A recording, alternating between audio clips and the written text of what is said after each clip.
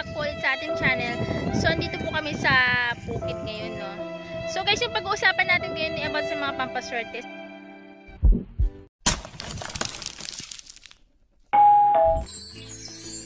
So, bago tayo magsimula, guys, isa lamang paalala, ito ay tanging gabay lamang at nasa sariling kamay nyo pa din ang magiging swerte nyo. Galaw-galaw at kumiluskap. So, kayo ba ay may negosyo na gustong dumami ang customers na tatangkilik sa negosyo nyo? At gustong dumami ang kita? Narito ang mga ilang tips na pampaswerte sa negosyo. Number 1, guys, pinturahan ng tindahan ng light green or white dahil ito ay maghahatak ng energy good vibes.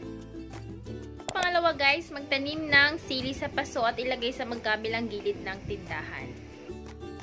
Pangatlo, magsuot ng gold or di kaya silver na singsing or bracelet sa kanang kamay.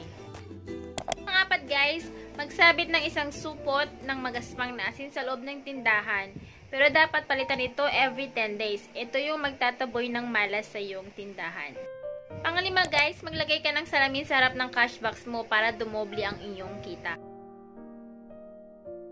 Pang-anim, guys, magsabit din ng chime na may balahibo ng manok sa tindahan dahil panghatak din ito ng swerte. So, pang-pito, guys, magsabit din ng chime na pinya sa labas ng pintuan. Pang-walo, guys, gumamit ka ng welcome mat na may kulay na blue or black.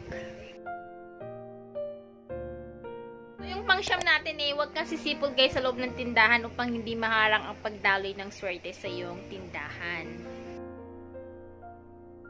Pang-sampo, last but not the least, kailangan mo ng sipag at tiyaga at lalong-lalo na ng dasal para makuha mo ang swerteng hinahangad mo.